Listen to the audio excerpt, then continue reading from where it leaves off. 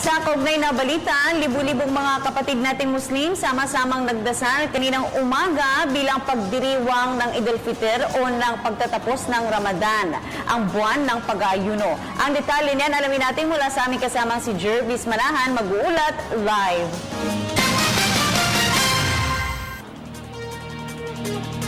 Yes, Princess, kahit nga may mga pag-atake laban sa mga Muslim communities around the world, particularly na sa Medina, Saudi Arabia, ay naituloy naman ng mga Filipino Muslims yung kanilang pagdiriwang ng Eid al-Fitr dito sa Quezon Memorial Circle ngayong araw. Pero kahit na nagdiriwang, sinabi nila na kinukondena pa rin nila yung mga ganitong insidente ng karahasan.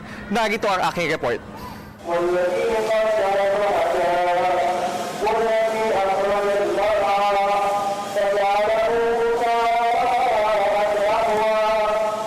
Pagtutok pa lang ng bukang liwayway, libu-libong Muslim na ang nagkatipon sa Quezon Memorial Circle para sama-samang magdasal. Ipinagdiriwang kasi nila ngayong araw ang Eid al-Fitr, ang unang araw sa buwan ng Shawwal at ang hudyat na pagtatapos ng buwan ng Ramadan. Isa ito sa pinakamahalagang pagdiriwang sa buhay ng mga kababayan nating Muslim dahil tapos na rin ang isang buwan ng pag-aayuno o fasting. Libu-libo ang dumalo, kanya-kanyang latag ng prayer mat at saka nagtanggal ang mga sapin sa paa. At bilang pagsunod sa mga paniniwalang Islam, hiwalay sa pagdarasal ang mga babae at mga lalaki. Wala pang kalahating oras ang espesyal na sala o Islamic prayer bago naghiwa-hiwalay ang mga nagsidalo para magsaya ngayong araw. Isa si Kaif Ablaw sa mga dumalo sa Eid al-Fitr celebration. Mensahe niya, sana'y maging tanda ang araw na ito ng pagkakaisa ng lahat. Inshallah, lahat ng mga hindi pa Muslim, ng mga kababayan natin, inshallah, ibigyan sila ng hadiyat ni Allah subhanahu wa ta'ala. At inshallah, maging magkakapatid tayong lahat. Binabati ko ang lahat ng mga Muslim sa Pilipinas ng Happy Eid al-Fitr sa punang mga Muslim sa buong mundo. Isang araw lang ang selebrasyon ng Eid al-Fitr sa Pilipinas. Pero sa ibang Muslim countries gaya ng Saudi Arabia, mas mahaba ito at tumatagal ng aabot ng 7 araw. Ilang pag-atake ang naranasan ngayon ng bayan ng Medina sa Saudi Arabia matapos magpasabog ng bomba ang ilang hinihinalang teroristang grupo na itinaon pa sa pagtatapos ng Ramadan. Walang dahilan sa isang Muslim na kayang patayin ang kapwa Muslim. Walang dahilan sa isang Muslim na kayang bombahin ang Masjid Nabawi.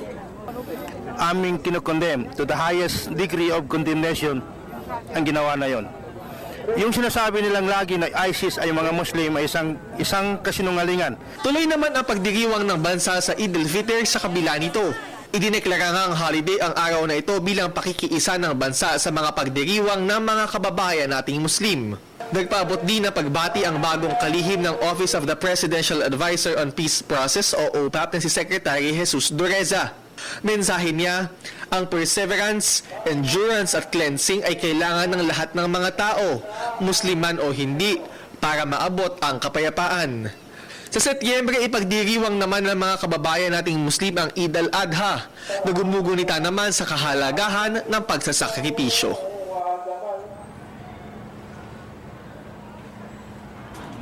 Princess, as you can see sa aking likuran ay marami pa ring Muslim families na nandito sa Quezon Memorial Circle para ipagdiwang yung Eid al-Fitr dahil isa nga itong araw ng selebrasyon. So meron sila dito mga salo-salo, mga gift-giving, mga paglalaro at yung mga reunion sa kanilang mga kaibigan at kanilang mga kamag-anak. Mula dito sa Quezon City, Eid Mubarak sa'yo, Princess. Maraming salamat sa iyo, Jervis.